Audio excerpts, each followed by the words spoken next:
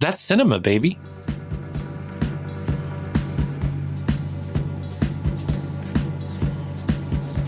Now, Mr. Wilson, I don't have to take that kind of talk from anyone. That's right, you don't. How about going outside and trying to kick me around? I'm not supposed to fight with the guests, Mr. Wilson. I'm not a guest tonight, you yellow bastard. I happen to be an intruder. Greetings and welcome to The Good, the Pod, the Ugly, a film podcast where we talk the essential filmographies of notable directors and sometimes actors, along with a number of specials, often with guests. I'm your co-host, Thomas. And I am your other co-host, Ken. You may know us from our other podcast, Don't Harsh the Hush, where through the miracles of technology, you can listen to our back catalog with absolutely no audio track. Perfect for meditation. So here on The Good, the Pod, and the Ugly, we pair two films per episode. We do a deep dive on the backgrounds of the film and then talk about them. Who are we talking about this season, and what films are we watching this week, Thomas? Oh, shit. You didn't do the homework, Ken? Oh, we're doing Darren Aronofsky. This is our Chapter 3, Part 2. So last week, we did The Fountain, and this week, we're doing 2014's Noah. A surprisingly good pairing of these two films, I think. And for a lot of reasons, it might not be entertainment-wise. We are joined this week. I know we're talking about Noah's Ark, and you should only need two podcasters on the Ark. Good point. Actually, it would be 14, because it's 7 pairs of 2. But I don't want to get too deep into the weeds, because you want to welcome Ryan. Hey, Ryan. Hey! Welcome back. Thank you. Yeah. I feel like I never left. Be very excited to talk about Noah with you guys. This should be a lot of fun. Yeah, especially if last week's episode is any indicator. So let's go around the horn like we normally do. Is this your first time watching the film, Ken? It is the first time watching the film. And one of the reasons I stayed away from it, because I saw the commercials. It made a lot of money. And I was like, this doesn't seem like the movie for me. It just seems like Aronofsky's The Passion. And I skipped it when it came out. And I'm kind of sad about that now. Ryan, we established maybe 2 or 3 episodes ago that you and I did not watch this together in the theater. No, that's true. That's true. So how many times have you seen it? And under what circumstances? I believe this was the 4th time. I watched it when it came out on video for the first time on DVD. I also thought it looked like The Passion. I didn't understand. And this says a lot more about me than it does about the movie. But I didn't understand why Aronofsky was making a Christian movie. And so I skipped it. It seemed like a cash grab. And then I was really surprised at what was in it. And I watched it the first 2 times within 6 months of each other. I think the second time I showed a friend, and we were just goofing on how wild it was that this is what he ended up doing. And then I watched it again during the pandemic, and that's when I started to think about it differently. And then I watched it again for this podcast. Oh, okay. Thomas? I saw it in theaters when it came out. Didn't know what to expect. Didn't have anybody else in the theater with me, aside from my friends. A group of us went, which is why I thought that Ryan might have been part of it, which was great because we could say all types of, we could heckle vision the movie as it was going on. Had no intention of ever seeing it again. And then I got my wish for season 11 to do Aronofsky, and I watched it again.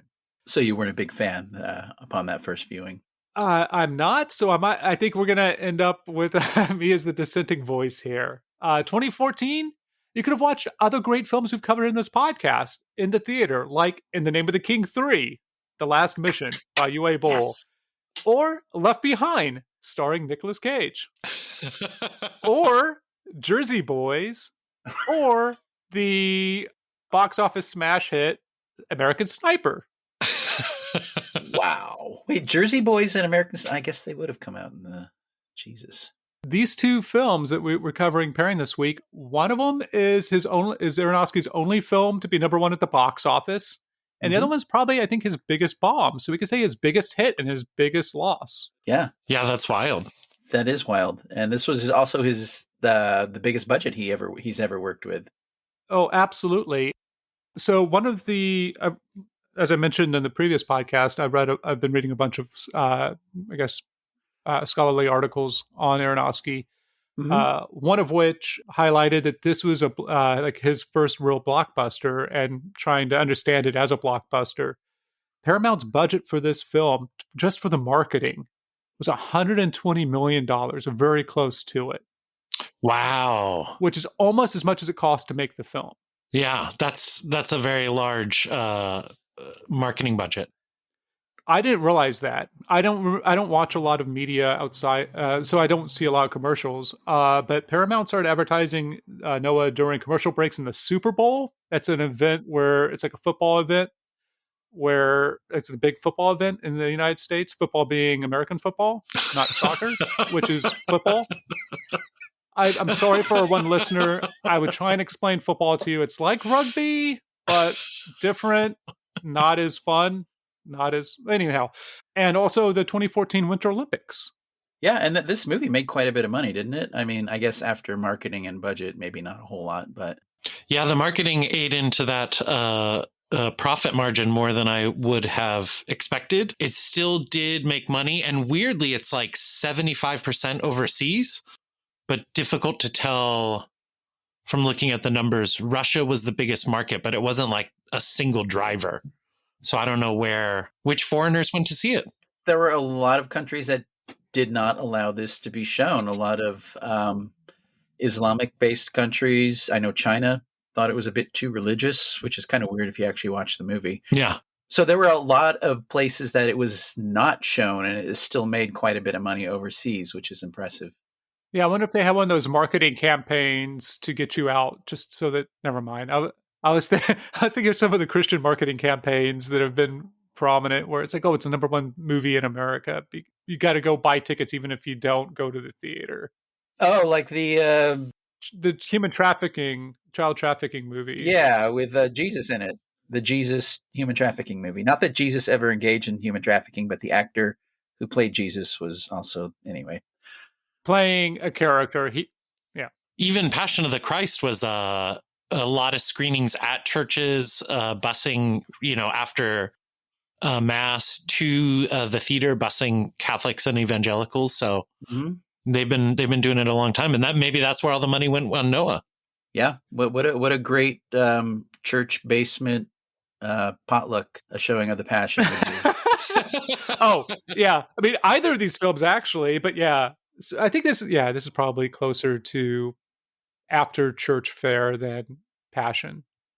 So they shot for 5 weeks in Iceland for a lot of the exteriors. Cinematographer had a lot of issues with clouds and wind and other issues. Just shooting out in the elements. Then they came back to New York and they built the Ark outside, which it's interesting watching the behind the scenes for this and for the fountain, because when Aronofsky sees the ziggurat that they're building, his mind is blown. He's like, holy shit, how do we like, I can't believe we actually are building some like a giant structure out in the middle of nowhere just to shoot a film. This is wild. And they did the exact same thing in upstate New York for the Ark, and he seemed kind of blasé about it. I think at one point they had 400 people. They had 400 people working on the construction of the Ark at one time. Wow. So yeah, when you get to these large budget blockbusters, it's a little bit like you have control of a small nation. Yeah, one of the differences between these two movies, I think you could definitely feel as director a lot more comfort shooting at this scale than maybe he had with The Fountain. A lot more assured. He had the money this time, Yeah, but I think having the Oscar wins and having a little bit more experience under his belt allowed for a greater confidence with that amount of money. I'm a little concerned about what the film would have, how as bad as The Fountain is, in my opinion, how much it could have been even worse or hurt by a $90 million or a $70 million budget. If it had twice as much budget, it could have been even more off the rails. And but who knows? Who knows what Brad Pitt's edits to the script were that weren't accepted? That was the reason he pulled out. Today we're talking about Noah, which went to Christian Bale originally to play Noah, and Michael Fassbender, both of whom did not take the role, obviously. Although Bale would go on to play Noah in whatever that, Exodus, God's directed by Alan Smithy. Is that right, Ryan? the Lesser Scott. Sir Ridley Scott. Pardon me, sir. Director of Alien Covenant. Yes. And Prometheus, possibly the greatest film ever made. Go on. Well, that must go with your religious takes on science fiction but I'm warning you, we're a Scott-free podcast.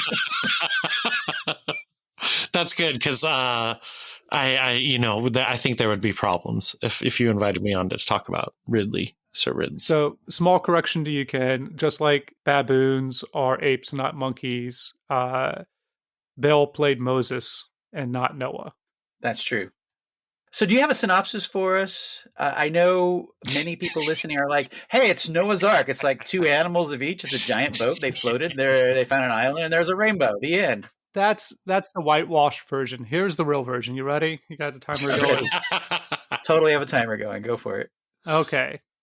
And Lamech lived after he begat Noah 595 years and begat sons and daughters. And all the days of Lamech were 777 years, and he died. And Noah was 500 years old, and Noah begat Shem, Ham, and Japheth. And it came to pass when men began to multiply on the face of the earth, and daughters were born to them, and that the sons of God saw the daughters of men that were fair. They took them wives of all which they could choose. There were giants in the earth in these days. And after that, when the sons of gods came unto the daughters of men, they bare children with them. The same became mighty men, which were old men of renown. And God saw the wickedness of man was great on the earth, and every imagination of thoughts in his heart was only continuous evil. And it repented the Lord that he made man on the earth and grieved him at his heart. And the Lord said, I will destroy man, whom I have created from the face of the earth, both man and beast and creepy thing and fowls of the air, for it repenteth me that I have made them. But Noah found grace in the eyes of the Lord. These are the generations of Noah. Noah was a just man and perfect in his generations, and Noah walked with God. And Noah begat 3 sons, Shem, Ham, and Japheth. Wait, that's God's, Three Stooges. God's doing like a hip-hop montage with the Bible. He just said that. He just said that. He just said he had 3 sons, and he named them. Why is he saying it again? It's the greatest story ever told. Who am I to critique? Mm-hmm. No, but seriously, like everybody kind of knows the plot, right? Yeah. So there's really little to say about the plot. I think the interesting things are the things that are deviations. Yes, and those may be things that attract certain film goers to this film that might not otherwise be attracted to it. Did you read Aronofsky's poem he wrote when he was like a kid and his teacher sent it and he won an award at the UN for like a little kid poem? Yeah. And it was about the Ark and Noah from 1982. Yeah, when he was in, I think, elementary school, maybe it was his 5th grade teacher, because he dedicates the graphic novel to her, and she actually shows up in the behind the scenes on the Blu-ray. He thinks they're on the credits of the movie as well. Oh, he does? For Vera Fried, my 7th grade English teacher who inspired me to write. So apparently she just asked the class to write a poem about peace, and he wrote his. It was about Noah. She sent them all off. He won the UN competition about, I don't know, some poetry for peace. And so he felt like he could be a writer after that. Can I read a little bit of it? Oh, as long as it's longer than my Genesis recital. It's not. I'm just going to read the parts that I like. The man could not take the evil crowd with him, but he was allowed to bring his good family. It doesn't say anything about his bad family, his brother or his cousin. He didn't bring them. The rain continued through the night, and the cries of screaming men filled the air. The ark was afloat until the dove returned with the leaf. Evil still existed. And then, it goes on, and it's a happy ending. But Aronofsky was obsessed with this guy and the sacrifices he made. And I'm fascinated by this is not a pun, but Noah's Ark as a character, how it's in line with what Aronofsky saw as the character arc of God throughout the Noah's Ark story, going from punishing anger and righteousness to a bit of grace in finding love and humanity in the world and promising not to do it again. That's sweet. But do we get the promise in the movie? Can I just lay my cards out on the table about this movie? Please. I fucking love it. It might be the most entertaining Aronofsky we have watched. It is so bad. When the fallen angel rock people come and like their extra arms are from where their wings used to be, and then they're like ripping open their chests when the flood happens and exploding, and then I was like, this is the most batshit biblical adjacent movie ever made. I don't know if anything will ever top this. And I thoroughly enjoyed every minute of it just because it was so not what I was expecting. There's an audacity to this movie. Yes. But I don't like it. I mean, what you're talking about is where the rock angels are protecting from one Enoch, which isn't part of. Anyway, it's a book that didn't make it into canon. The rock angels are defending the ark from the hordes, and when they realize that when they die, they go straight to heaven. So the last one rips open his chest to create like a atomic blasts that kills like a bunch Superman. of humans so that he could go to heaven. Yeah. The creator calls him home. Whoa, is one of the rock angels here with us? Oh man, I wish I could have Nick Nolte's voice, you know. At one point, the baddie shoots like a rocket into the sky. I was wondering if he was trying to like hit God. Yeah. They have fireworks. Like, I'm sorry. Let's start at maybe a point that's not me just like getting angry. Okay. Here's an interesting your take, Ken, about how much Aronofsky hates people. As I think it has, I could see kind of the appeal of this movie, but I think it's also what I dislike about it, especially having read the graphic novel. That the from previously quoted Aronofsky's films and The Fragility of Hope by Jodorowsky, Shore, and Kapov. They suggest that Aronofsky may be concerned with whether or not our bodies are relics and that need to be overcome. The idea being that our biology is an environmental problem. Does that seem to track with the fountain in this film for you all? Maybe not necessarily for this movie, but definitely for the fountain. I think both are. I think all those are. I think what you said is true of maybe all of his movies. And there's a spiritual element. There's a scientific element that he's concerned about, right? Which is environmental devastation and, apocalypse in the physical world. But then he has this spiritual concern where, he has a very Descartesian, Cartesian view of our relationship to the body, which is the body is a cage. And if the mind could just get free, then humanity's potential would be limitless, you know. But does Pi bear that out? Because I mean, we're all in bodies. Like I think everybody can agree on that for the most part. Even like if you're in a simulacrum, like you're still inhabiting a single point. But in Pi, you guys saw it as a happy ending that he drills his head, and I saw it as devastating, so that he gets rid of his desire to be or know God or how the world operates. And then to just kind of exist in a body. I think that is for me in Pi, it doesn't matter if he's dead or alive, he's already in the afterlife. And that's what it is. That's heaven, quote unquote, or like a good afterlife for Aronofsky, at least in Pi, I think was an eternal experience without worrying about anything. Okay, so he's very Cartesian in that he's gotten rid of the body. He's all mind at that point, and that's what heaven can be. Yeah, and that's what he is, and he's just contemplating existence infinitely at the end of the movie, and that's what Aronofsky yearns for the most, I think, in life. We need to have Aronofsky on the podcast asking ourselves.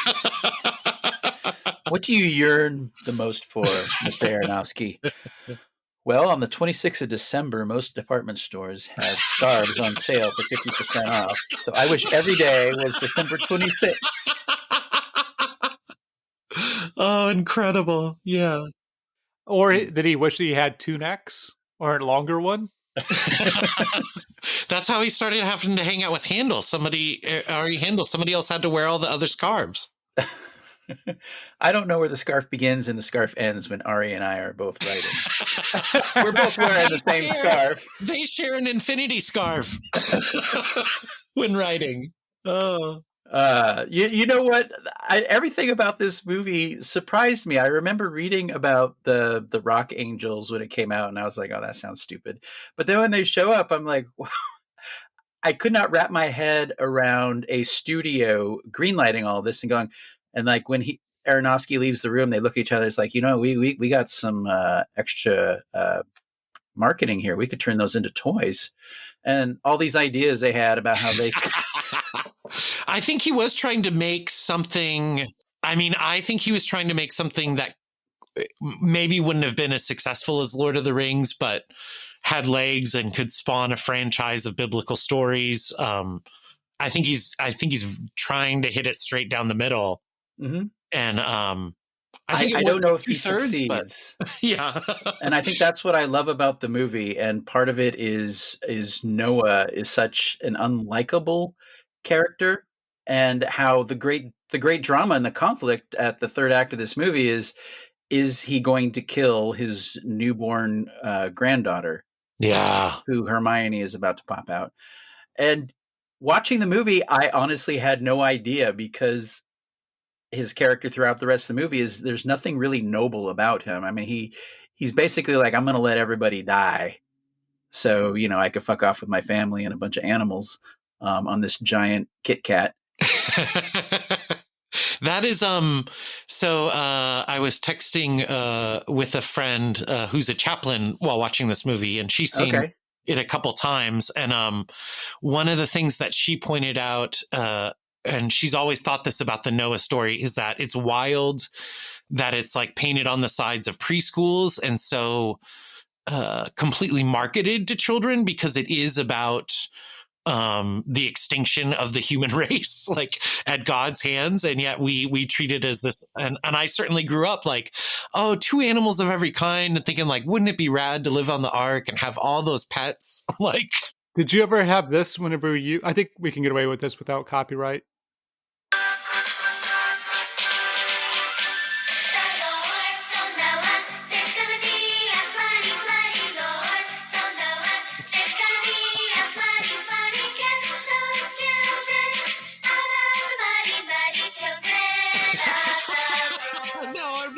This. No? Oh, you have to send that to me. I've never heard it. But just go to any like choir recital at a church, a Protestant church, and I think you'll hear it. Oh yeah, I was raised Catholic, baby. We don't sing songs like that. Those are creepy instructions too. Just go to any church and watch the kids sing. What could go wrong?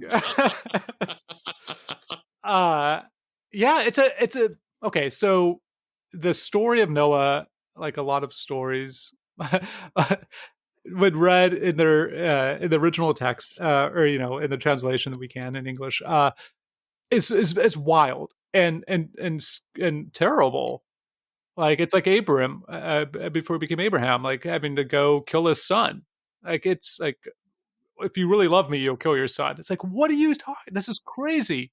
So yeah, it's a strange. I think one of the hard problems for me in this film is that I never understand what gives Noah joy. There's a moment that seems completely artificial, and where I think they're coming to tell Noah that his daughter is pregnant, and he like looks up to his wife and smiles. It's like the only time he smiles in the entire film, and it just seems set up so that he'll be like happy for a moment, so that then he could be terrible.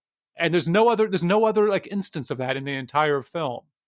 But when you start unraveling that, the only reason she's pregnant is because her grandfather touched her and somehow cured her, and then she got incredibly horny and ran to her boyfriend. There's a lot of weird, creepy stuff like that, where once you start unpacking and untying that plot point, very peculiar.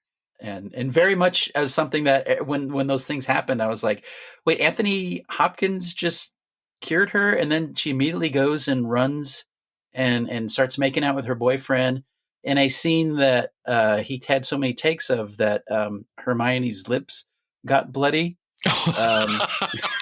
God damn it. I don't know why it took so. God I mean, damn it, Aaron. they go at it pretty hard. Yeah. But there's just so many weird things in this that make me love it so much because I was completely not expecting that. Plus, I didn't know Hannibal Lecter was in it, and then he shows up as like the only dude who knew. Was it Adam? He's like the last living man that knew Adam. Is that Menomina? Is that his story? He's Methuselah. He's the person who lived longer than any other person. Yeah. I don't know if he knew Adam though, but that sounds right. Okay. Like it could be. I mean, I think you're right, Thomas, but I think that's about Noah being joyless. I think that's one of the things Aronofsky is saying is like, think about the dude that God would pick to do this job.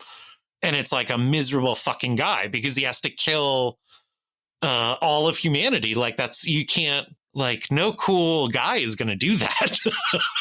You know? Yeah, you have to be pretty hard to watch the entire. I mean, at the point the Bible was written, the entire world was not 7 billion people, but to be able to do that, not a nice character on a lot of levels. So yeah, use a virus. I mean, it seems really weird that the person who's picked is somebody from a story perspective because we don't know Noah's wife's name, right, or his daughters from the biblical texts, the Tanakh or the Old Testament. What we do, so we have no idea what Noah's personality was. It could be a Gene Wilder character. Wouldn't that be great? I think that's where the previously discussed midrashes start coming in, right? Is all of these details, all these wacky details are actually from Jewish interpretations of the Bible or other. But not Noah's. You wouldn't not know his personality. I think that there's a lot of Jewish scholarly work on this exact point. I think I sent an article to you guys yesterday. I don't know if you had a chance to look at it about Aronofsky and Handel speaking about this movie with a Jewish scholar. Yeah. And it sounds like there are, and then I did some research into the midrashes last night. Like there are midrashes about every singular word in the Torah. So I think this is all pretty picked over. That doesn't mean it's a better story, that it makes any sense or any of that stuff. But I think this is a very steeply researched film down to Methuselah's wacky ass horny personality, you know? Okay. I mean, one of the books that I read was part of the Rutledge Studies in Religion and Film called From Noah. I'm sorry, Noah is an Anti-Hero. Uh-huh. And like a lot of, we could talk about the rock angels being watchers and other pieces, but nowhere in there was there really any sense that I was able to find that the midrashes had said anything about Noah's personality. And even if it was, it's a film that's taking some liberties, I would say. Oh, of course, yes. So yeah. you could have his personality be different. 100%. Now, so Aronofsky basing Noah's character arc on the arc he saw with God being vengeful at the starting, and then finding the grace to promise he wouldn't, flood the earth again, and then applying that to Noah. Isn't that where Aronofsky and Handel kind of got his whole character arc? I mean, maybe. It doesn't seem like as Noah. So you say like Noah's like metonymy for God. Yeah, because Hermione is not in the Bible. She's a made up character, and her whole story of getting knocked up, and then Noah feeling that this is the end of humanity. Humanity has to end.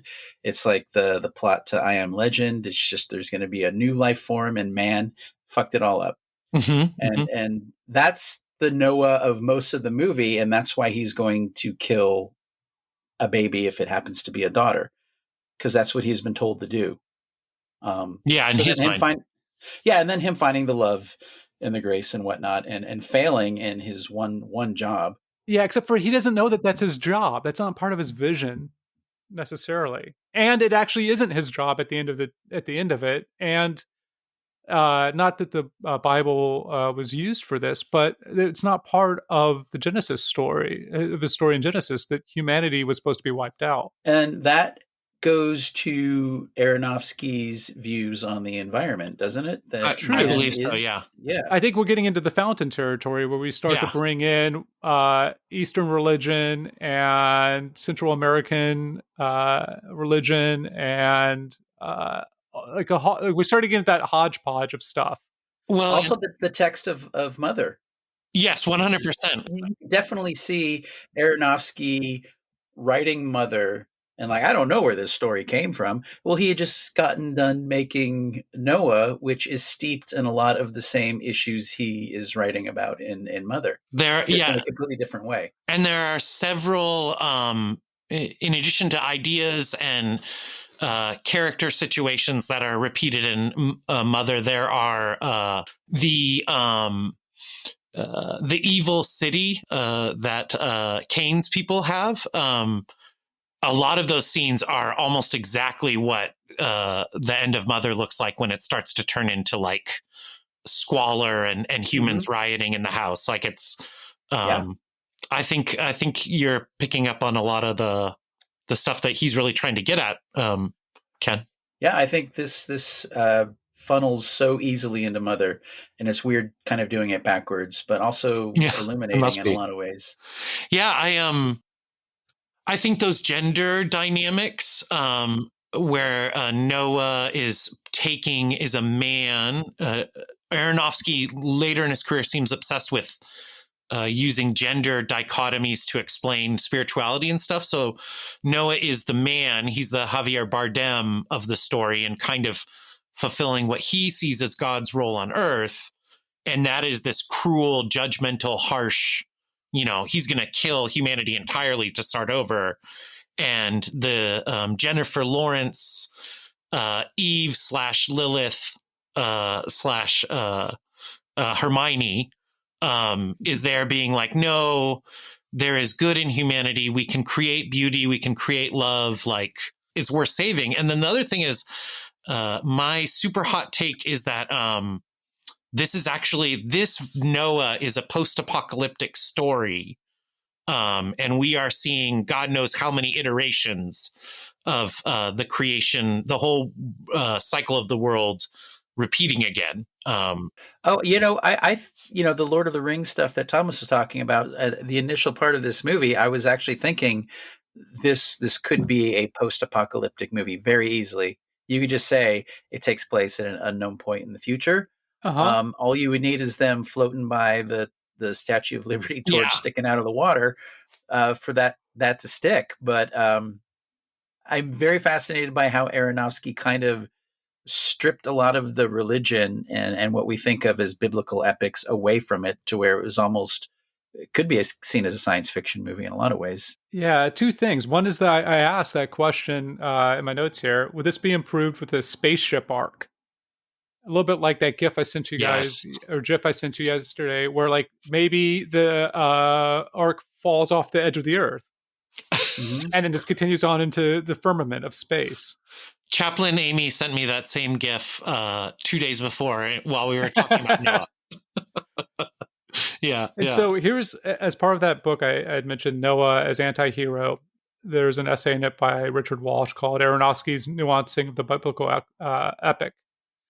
And in it, one of the things that Richard says is that biblical epics typically strive to create the aura of history. By contrast, Aronofsky's Noah revels in fantasy. And he lists a bunch of the fantasy elements I could run through, but I think we already kind of know what they are. Actually, let me just run through them really quick. There's the animated origin that opens the film, which is different than the rest of the film in the way that it's shot and then it's animated, so that you have like a time in the past, distant past, which isn't something you can go back to. It's not like The Lion, the Witch, and the Wardrobe. They could go to Narnia. There's a magical place. It's an idyllic place, but you can't go back there. It's gone because it's thematically shut off from the film. So you have that. You have the Watchers, of course, as a fantasy element. You have the completely post-apocalyptic setting of Noah's life as an adult, which is absent from the graphic novel, surprisingly. Then there's all the miracles, like the snake skin thing on the arm, the flowers out of nothing, the armored dogs, the fire-giving rocks, the Eden seed, which can quick grow trees, the all the animals that come, of course. That's kind of like just a normal miracle thing. Ilya's fertility, we talked about, the transformation of the Watchers into angels, and then just how crazy the flood is. All those are fantasy elements that a historical, like a typical film of this nature, would try and not make as Lord of the Ringsy. Yeah, but I think that's what because and maybe from your readings, Thomas, you know more about this than I do, but I think my understanding was that the Watchers, a lot of the magic stuff, that all of this comes from these alternate readings, not all of it, but that some of it comes from these alternate readings of the Torah and the fire rock. So like, to me, I think one of Aronofsky's value proposition in making this movie for his pitch to the commercial audience is the Bible is just as cool as Lord of the Rings. Like, get in here and see what the Jews see. Like, we got magic, we have we have Mad Max shit. Come on in, the water's fine. Like, let's hang out and interpret the Bible together, buddies. That would have been a great ad campaign. Just Aronofsky at like a Sunday school, talking to a bunch of Sunday school students about this movie and talking to them just like that. Yeah. Come on, let's go interpret the Bible together, guys. Come watch my movie. Grab onto my scarf and we'll just go. We're in dorm rooms at 1 a.m. being like, but what if the Watchers, man, were turned to stone, were angels turned to stone?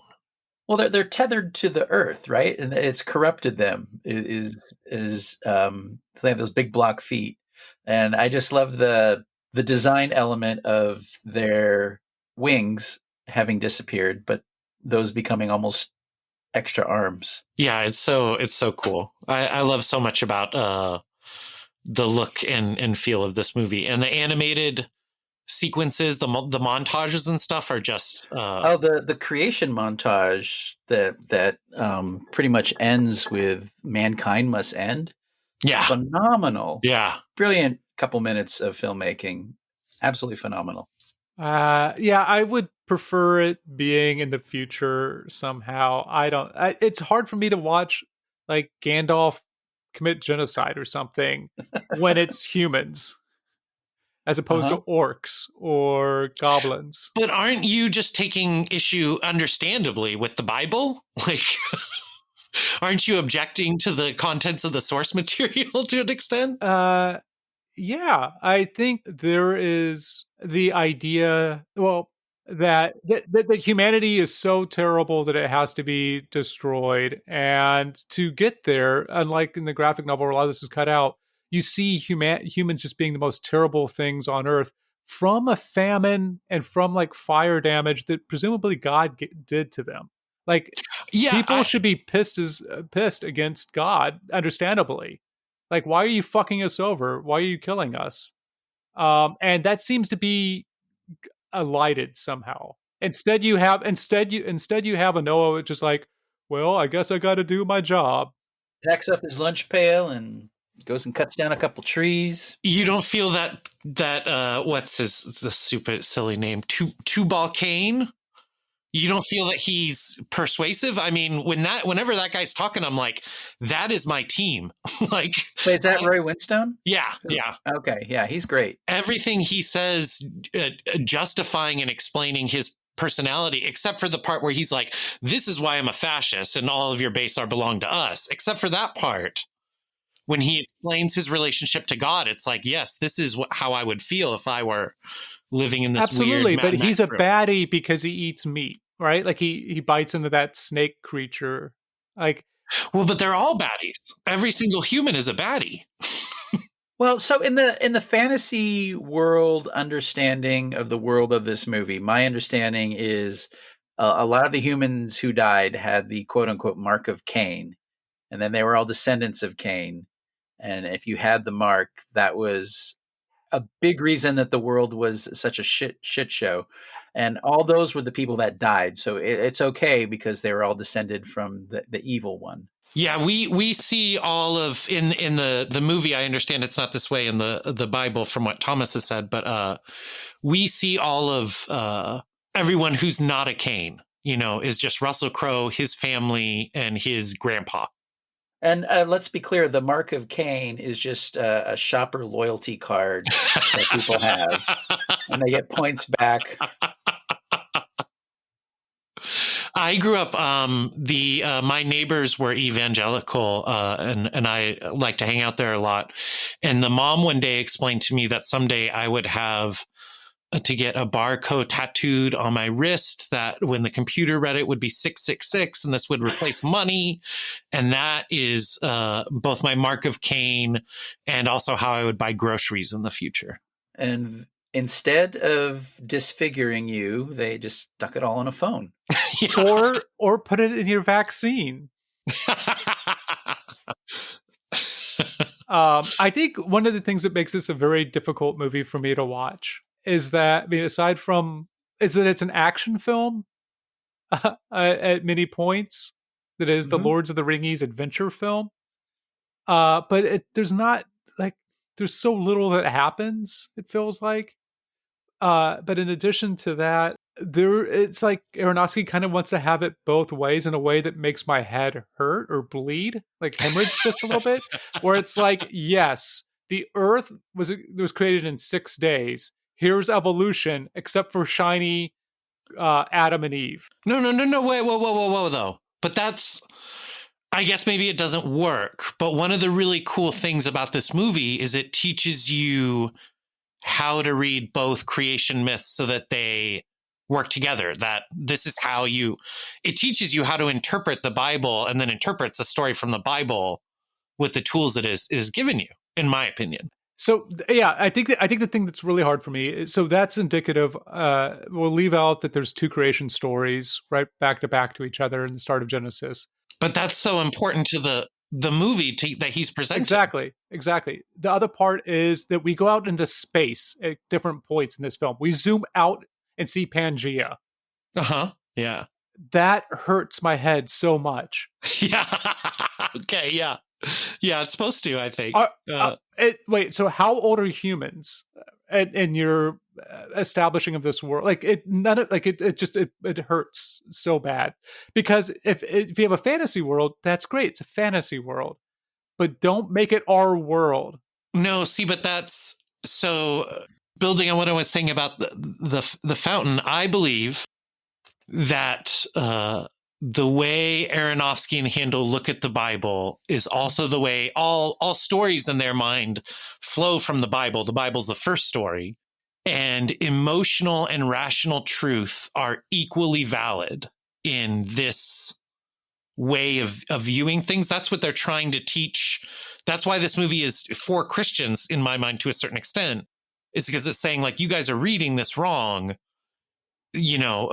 Both creation myths are true, because if it's not rationally possible, it's emotionally the way the world is. And this is where we find ourselves on this rock dealing with these contradictions. So he is supposed to be breaking your brain. Thomas, I think that's the effect. You just have a negative reaction. He's hoping you'll be like Ken and I and be like, oh, cool, man. What if this is Pangea 4, dude? Because, as I've said before in this podcast, the Tower of Babel was a server farm. Let's get it. Let's go there. Let's figure out what's really happening. Wow. Let's fucking go. Ouch. Yeah, just a small correction. When we keep saying the Bible, the Bible is a Christian document. The Tanakh is what we're talking about for what the Christians call the Old Testament. It bought, like, Matt, where does Noah get wine from? Well, in the Bible, he plants a garden, right? In the Tanakh or in Genesis, he plants a vineyard, and then, like, a long time later, he's drunk, and his 3 sons, or I guess Ham comes and sees him naked and doesn't do anything. His other 2 sons come and cover him up, and then that's how Ham gets the curse. Like, in this movie, it's just like, the rain stopped, we're back on Earth, and everything's green. It hurts my head. And Personally, I really love this movie until they're on the boat, and then I wish it was I wish, you cut out a full, if that part's like a half an hour, like lose 15 to 20 minutes. Just have him try and kill the kid and then get out of there as fast as possible, because that part of the movie is not enjoyable for me. So I'm thinking about both these movies combined, and just like The Fountain doesn't care what Wolverine was doing before Black Widow's mom got a tumor. Like, that whole timeline makes no sense to me within that movie.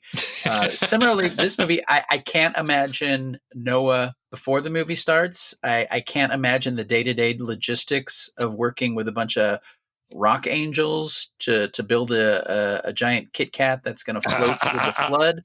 And also, Thomas, like you just mentioned, like the time before they hit land, that we just basically cut to Noah getting his day drink on. Which is how, my understanding, that's how Russell Crowe was paid for this film.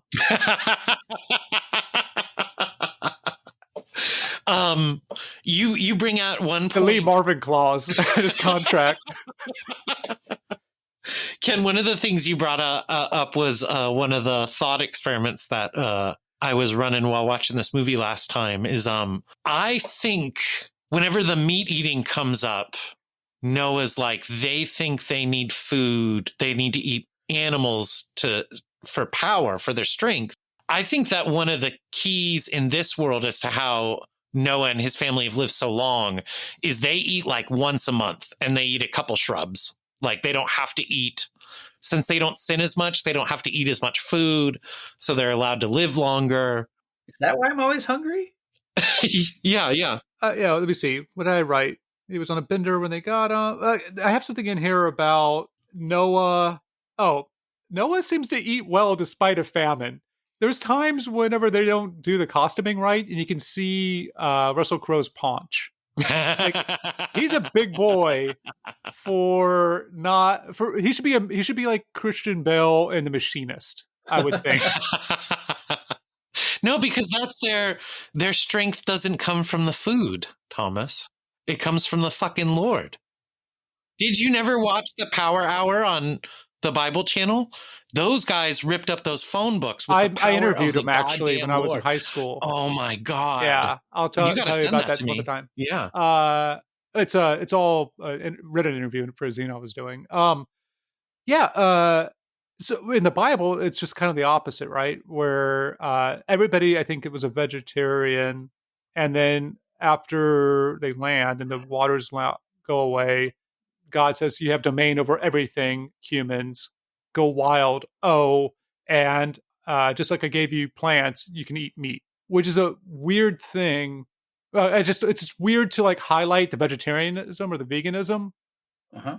It just seems odd. Like, I know that Aronofsky is, and I know that the party for the premiere, it was all vegan, and that's because Aronofsky is.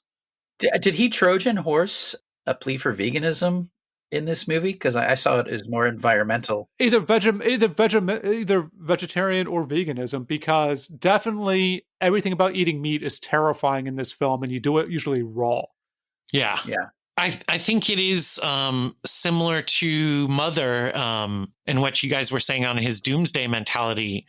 I think Noah's family is meant to be the family that will survive the coming environmental apocalypse as he sees it. I think he sees, climate catastrophe as inevitable.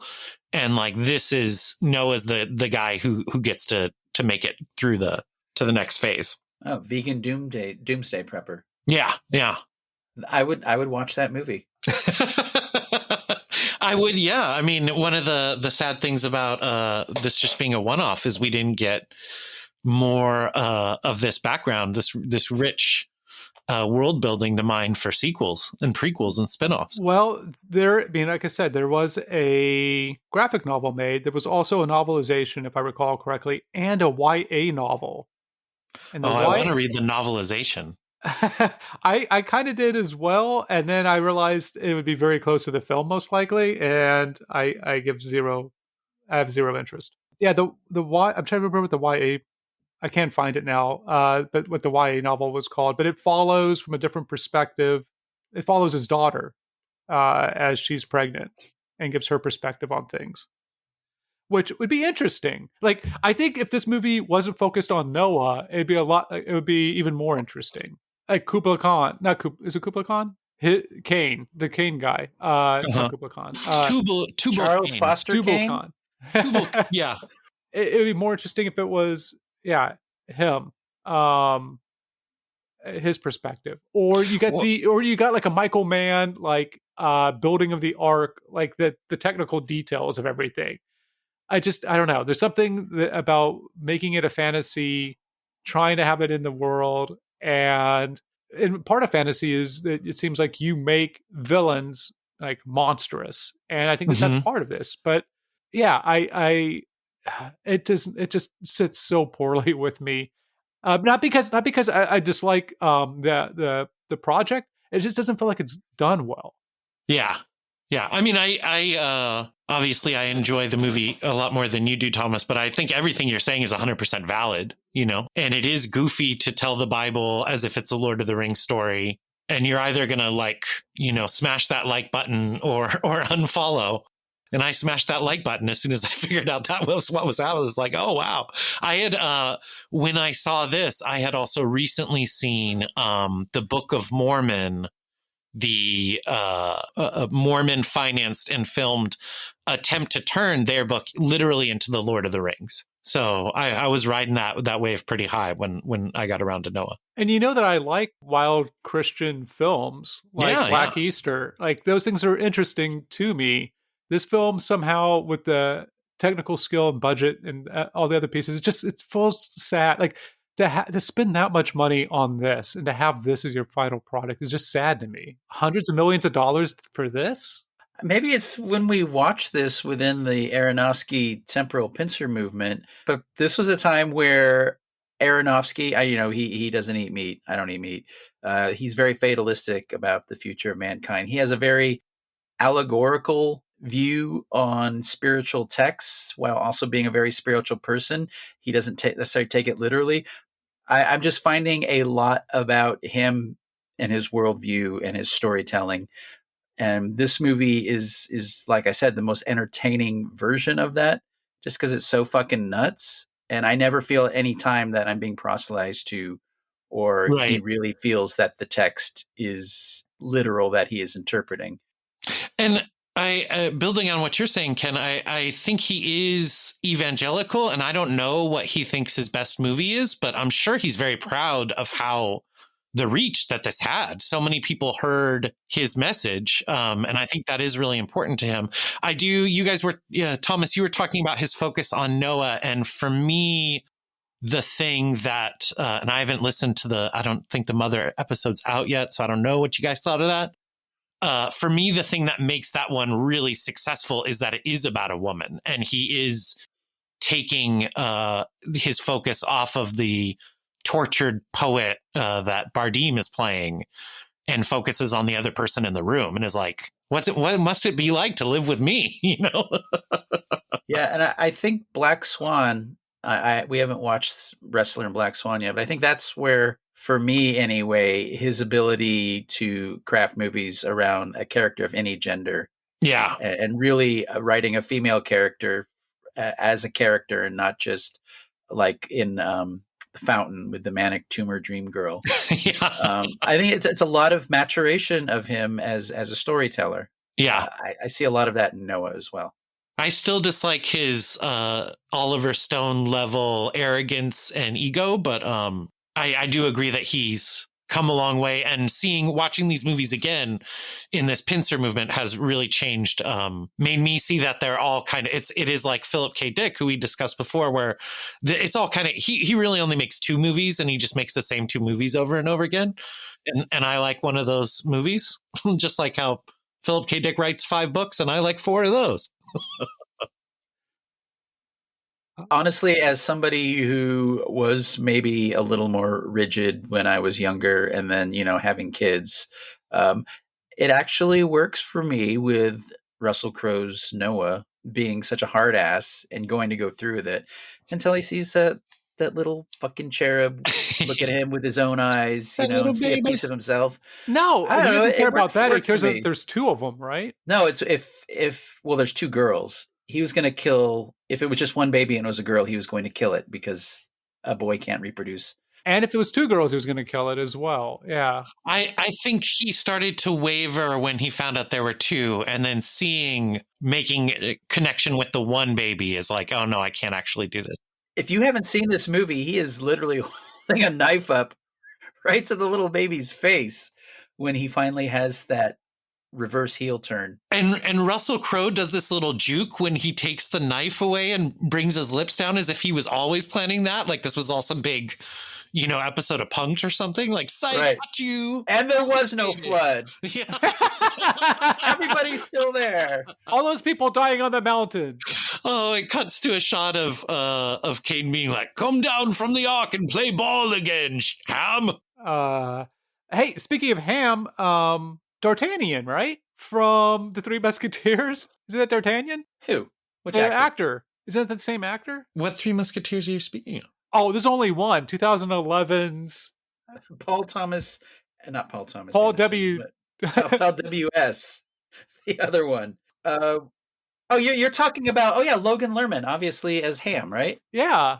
Yeah, that guy's been around. I don't know why Logan Lerman is always a punchline. I don't have a problem with him. I like that kid. I have a problem with Shem, but not Ham. Yeah, Shem looks like he's a drummer in a Misfits cover band. Oh, he's Jared Leto's drummer. I mean, that's what he looks like. He looks like he's in 30 Seconds to Mars with fucking Jared Leto. Except he's got Not a little just bit. Jared Leto, but fucking Jared Leto. Yeah, my frenemy, my newly, I'm repulsed and I love him now. So he is like a double hall pass where you would both have a hall pass for sleeping with Jared Leto and also have a hall pass from the police for killing Jared Leto. Yes. Exalted rare territory for Leto. Yeah. Marry, fuck, kill. All three, please. Yeah. Oh. I'm so glad we're doing Aronofsky, Thomas, because I got a chance to finally see Noah, which I probably never would have watched otherwise. I'm very curious how the rankings are going to come out. It did give me a good chance to crack back open the Bible that I have and to read what I thought was one of the funniest lines. Genesis 8:1. In a book full of them. It's a book full of them. This is after the flood. So after you have the flood, and then it takes like something like I don't remember the exact amount of days, like 150. Oh, it's 150 days for the waters to recede. So they're on that ark for a long time. This is the line that opens chapter 8 of Genesis. But God remembered Noah and all the wild animals and the livestock that were with him in the ark, and he sent a wind over the earth, and the waters receded. I'm like, oh shit! Like, yeah, of course. The Earth is just like one of many, many planets. Of course, he completely forgot about Noah. Uh-huh. And what was God doing that made him remember? That's what I wonder. Was he in the bathtub? Yep. And he was like playing with the bubbles. He said, "Wait a minute, shit." Back on Earth. Oh, I will be excited to understand, based on some of the reactions that you guys have had both on the air and on text. I'm in the rankings episode. I'm going to look forward to picking Thomas's brain as to why he chose Aronofsky. Yeah, that'll be fun. In that book, Noah's Anti-Hero, something that multiple authors in their essays mention, which didn't seem all that glaring to me, or not even memorable from the first time watching it, nor all that important to me on the second watch. But they all thought it was, like, multiple authors thought it was very unusual that there was no voice of God in the film. And so if you think about that, like, an interesting film is that Noah has these visions, but they're not they're not exactly narrative. They don't show it to us. That's a good point. So we don't know if he's fucking nuts or not. Well, I guess, yeah. And imagine a world of magic, right? A world of magic where, like, he could create a forest by dropping a seed. That the world's flooding doesn't seem like that might not be God's will. It might just be more magic. It might be an even more powerful wizard down the way. It would seem to take a lot to convince you that was God trying to kill you. Yeah, But he was. Yeah. So it goes. All right. Good movie. Good call. Great fucking movie. Holy Thoroughly shit. enjoyable. I'm sorry, Thomas. What? I don't, compared to what? Like your expectations? Like I have no idea like what you're saying. It's a great I completely love that this movie exists, that it costs as much as it did, that a studio greenlit it, that churches encourage their people to go see it, and it's just batshit insane on that level how successful it was. It just makes you feel great to be alive and love movies, and that sometimes a filmmaker can pull one over people, I guess. God bless America. Yeah. For me, the best kind of movie, whether it is good or bad, it almost doesn't matter, is like the big swing, spending as much money as you can get to present the most crazy idea you've ever had for as wide an audience as possible. And he checks all the boxes here. Like he's got a batshit story he wants to tell you, and he will spare no expense. And that's cinema, baby. I think Ryan and I are in agreement on this one, at least. That's Prometheus. Yeah, exactly. We are not in agreement on Prometheus. I'm sorry, Ryan. Yes, this is. I've gotten to a point where I understand that I do like when a movie is good, but the movies that I think are good are often actually quite bad. Are we ready for the outro, Thomas? Yeah, I've said my piece. I've said my piece. Yeah, I've flooded you guys with opinions. Sometimes 2 opinions of the same movie. Whatever. Sometimes those opinions were foul. Sometimes they... We didn't even discuss that the design of the CGI animals was slightly off, so they look like early pre-versions of animals we know. I love the reptile dogs. Those are so fucking cool. Yeah, and kind of creepy at the same time. Oh, yeah, they disgust me. I would never get near. I would kill one of those things for sure and try and... I don't know if I'd want to eat it, but I would definitely kill it on sight. I'd be running the other direction. Or curling up in a ball, hoping it didn't eat me. Yeah. I love Anthony Hopkins. This is maybe my favorite post Silence of the Lambs Anthony Hopkins performance. He just is looking for those fucking berries, man. He's got all this magic. He's lazy as fuck, and he just wants some goddamn berries. Which is not in the graphic novel, and it's better for it. The movie's better than the graphic novel? No, the graphic novel is better than the movie because it cuts out a lot of the terrible human stuff and a lot of the unnecessary Methuselah stuff. So, career-wise, this is kind of like Russell Crowe's last movie. Yeah. It's kind of an A-list star. Makes me sad. I don't know. I like his transition to character actor. It's fun. Or back to character actor. Have you seen the Pope Exorcist movie? I really need to see that one. I have heard great things about it, so anytime. I never thought I liked Russell Crowe, and then at the end of the pandemic, I rewatched Master and Commander, and then in the last 6 months, because I've been doing a lot of the Scots, I've been watching him, and it turns out I fucking love Russell Crowe, and I think he's a huge asshole in real life, but man, that guy. Get him and Vince Vaughn and Mel Gibson in a movie together, and now we're cooking with gas. Or him and another ensemble set in the 30s, 40s for LA Confidential. Yeah. Get him back together with Guy Pearce. Yeah. Love those guys. Yeah. Well, Kevin Spacey has died in LA Confidential, thankfully. Yeah.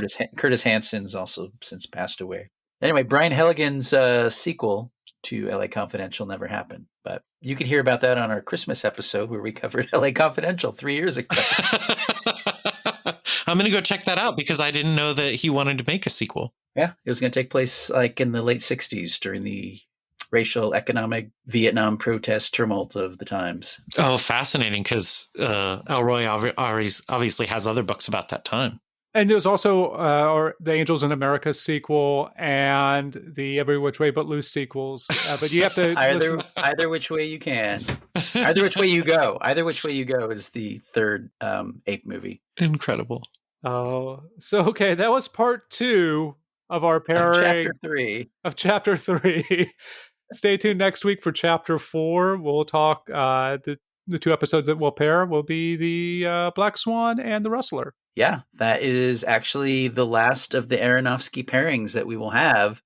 And then we're going to follow that up with the finale where we're going to talk about, is it Perfect Blue? Perfect Blue. Perfect Blue, the animated film that he has the rights to, refuses to remake, and keeps taking pieces of, apparently. Yeah, it's going to be a fun time when you guys see that one, man. Particularly with all this recent context. Okay. Well, is he going to change our rankings? I guess that depends on how liberal you think Aronofsky's being and the ethics around that and how that might impact your opinion of the final work. Okay. In the meantime, before that episode, where can you find us on social media? Oh boy, Are we on social media? We are on all the social media, including Hallow, No Exodus, Arc, 2x2, and the more and yeah, Plenty of Fish, and all the the more secular social media sites. Grindr. Yeah, we're big on Grindr. Before I go, I did make one note, and I think the actress who plays Hermione and Lubu, or whatever the hell her name is in Noah, at the time of filming had clearly never had a baby. One of the worst acting jobs of giving birth I had seen. And I think Aronofsky could probably do better if he had a redo for it. She probably could too. Emma Watson, that's her name, right? Yeah. All right. We love you, Emma Watson, but that was not your best movie. That makes us Not a hall pass love, but I'm not talking at you. I'm talking. She's spunky. She tries. I don't want to hear about you. I want to hear from you. 10-4, buddies. Destroy. Kill all hippies. I don't hate it. I just don't know why you strayed from the formula. You bastards! You don't know it, Bob. I'm an artist! And I must reflect that in my rhyme.